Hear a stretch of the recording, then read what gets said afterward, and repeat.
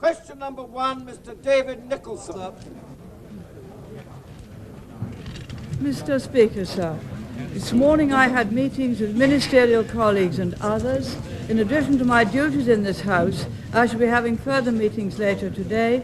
This evening I hope to have an audience of Her Majesty the Queen. Mr. David Nicholson. Will my right honourable friend spend a few moments today recalling the material damage done to this nation, the damage to its reputation and the damage to individual liberties by the episodes at Saltley, Granick, Wapping and during the 1984-85 Niners strike? And will she give a pledge to this House, despite certain proposals from certain other sources this week, that no government under her leadership would legalise secondary industrial action or secondary picketing? Mr. Speaker, sir, I'm glad to give my honourable friend the assurance he seeks.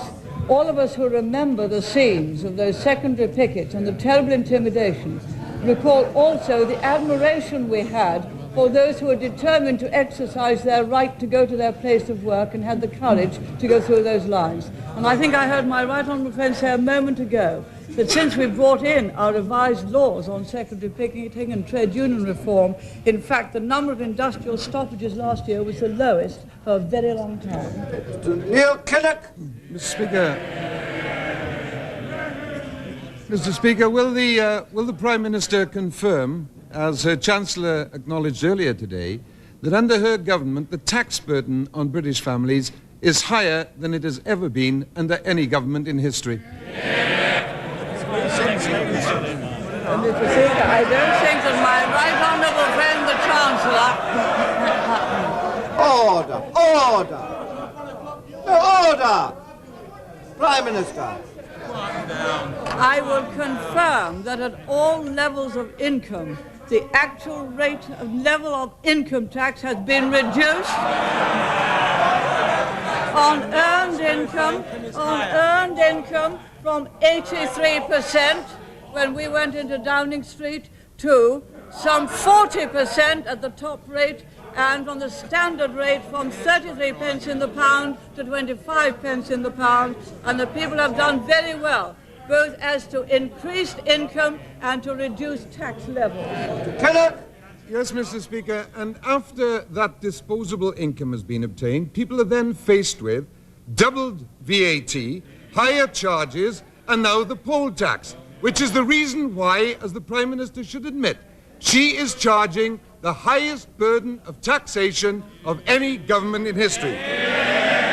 Why is the government and the Prime Minister so reluctant to claim what is truly theirs, the record for being the biggest taxes ever? You put up taxes, all right. I doubt very much whether the British people want to go back to 83 pence in the pound on earned income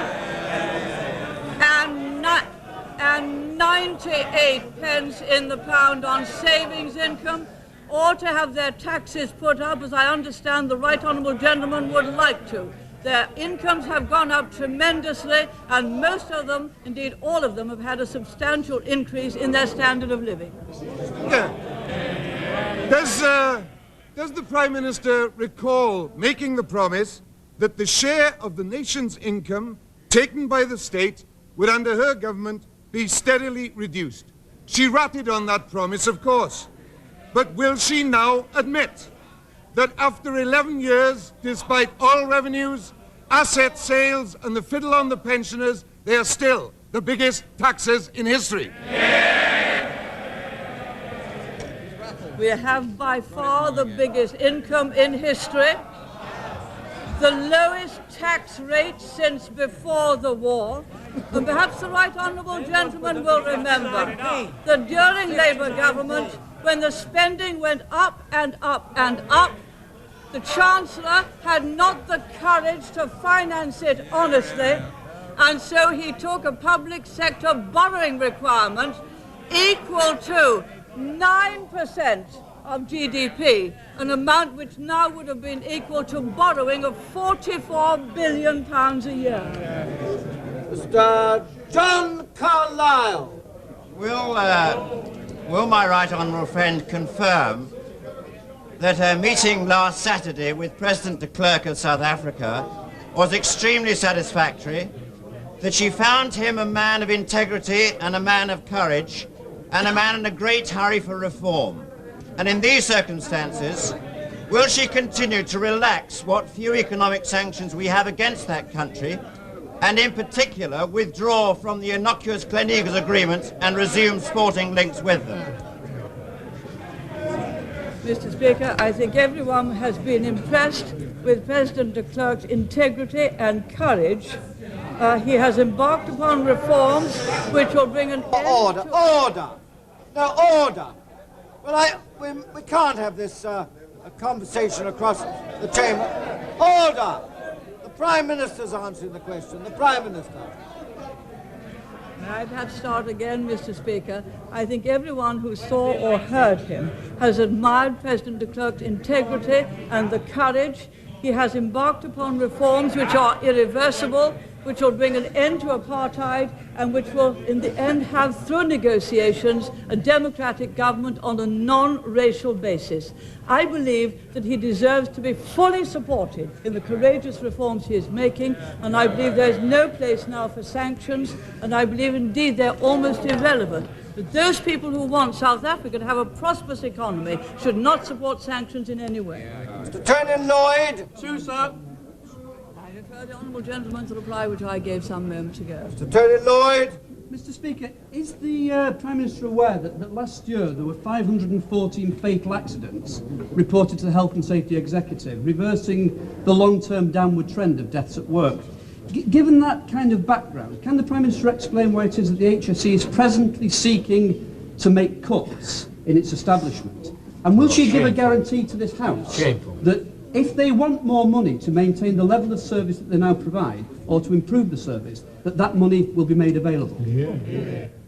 Speaker, as the honourable gentleman knows, we believe that health and safety are of prime importance in the workforce. There were certainly during that year one or two terrible accidents which may have added to the total amount. We will fully support the Health and Safety Executive in its arduous and very important work. Sir Ian Gilmore. In view of my right honourable friend's successful meeting last Saturday, and in view of my right honourable friend's successful meeting last Saturday, and in view of the terrible killings that have taken place in Palestine during the last few days, can she see whether she sees any signs of the Israeli equivalent of Mr. de Klerk in Palestine? Mr. Speaker, as my right honourable friend is aware, one of the great problems of the Arab-Israel situation at the moment is that there's first no government of Israel to negotiate with, and second, no signs of talks beginning. We have done everything we can and will continue to do so to try to get those talks started. Things which happen almost every day indicate the importance of that, and we shall pursue the matter through our usual channels. Mr. Richard Livesey. Number 3, sir. I refer the honourable gentleman to the reply which I gave some moments ago. The Livesey. Will the Prime Minister agree with me that the subject of public health is above party politics, and in particular the issue of BSE and beef is one which has been subjected to the antics of politicians? Does she agree with me that in fact the issue is one which needs to be tackled more firmly by the government, and indeed that British beef is indeed safe to eat, but she needs to consult further with scientists in the Department of Health and in the Department of the Ministry of Agriculture and independent scientists?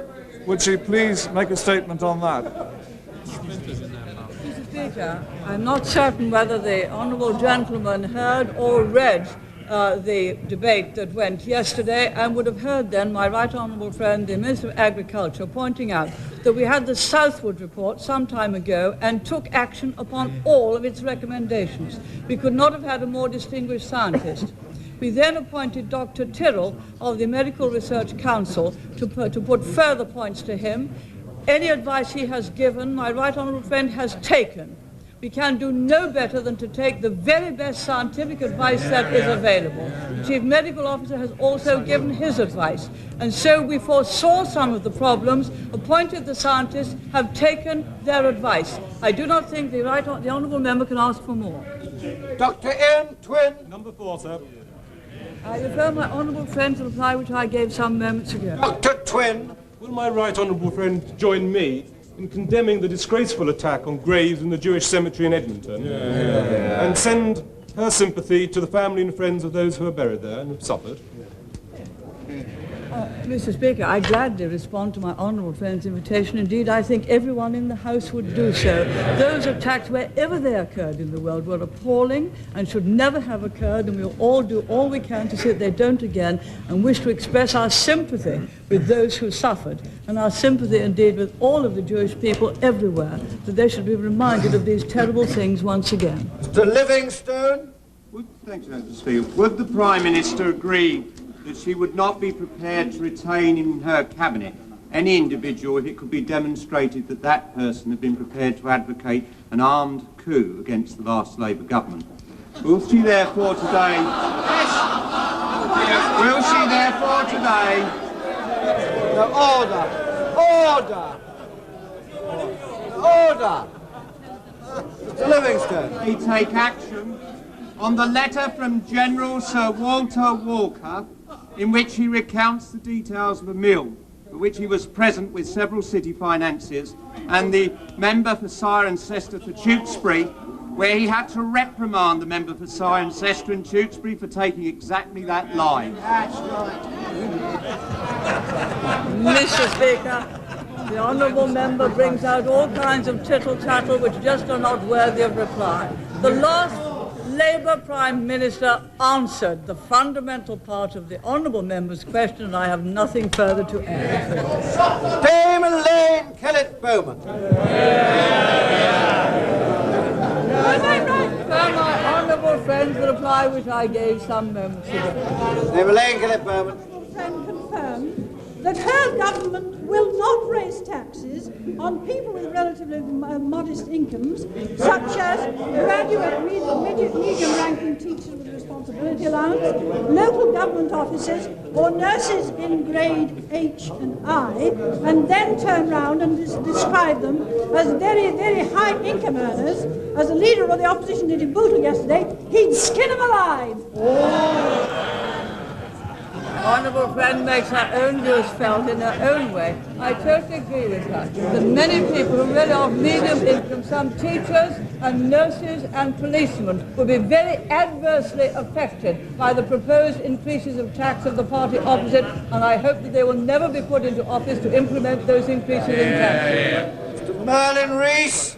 Was it not very unwise, in the particular circumstances of Northern Ireland, and given the political issues that arise there, to allow her ministers in Northern Ireland, who do an excellent job within the community, far more than any other minister, to campaign for a Conservative candidate who in the event came in the last 6 lower than the Ulster Independent Party, lower than Sinn Féin, lower than the Workers' Party, then surely the Prime Minister will not allow this to happen again. Mr. Speaker, in a democratic system, people are not precluded from putting up for a by-election if they wish to do so, unless they have to have a licence to do so in the Labour Party. Mr. David Evans. Number 6, sir. I refer the honourable member to the reply which I gave some moments ago. Mr. David Evans. I'm sure my right honourable friend will agree with me that on this side of the House we have history and tradition on our side.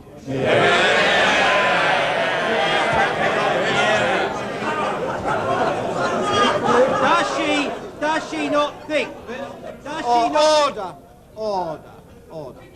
Mr. David Evans. Does she not think that it would be a good idea if we had a Flag Day to commemorate a day that was looked after the Conservative Party? For example, the day that Winston Churchill became Prime Minister, 10th of May 1940. Or perhaps the day the task force set off for the Falklands to show the world that sovereignty and freedom came before everything else. Or maybe the day that my right honourable friend became Prime Minister.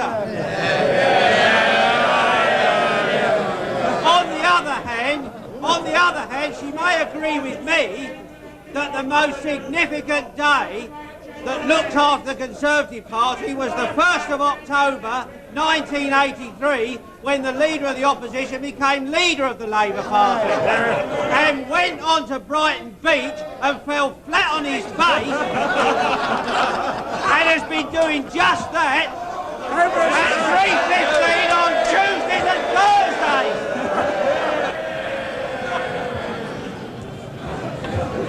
Mr. Speaker, I congratulate my honourable friend on his ingenuity and his clarity of expression. I agree with him totally that we are the party with the longest history behind us, the longest future before us, all in serving the people.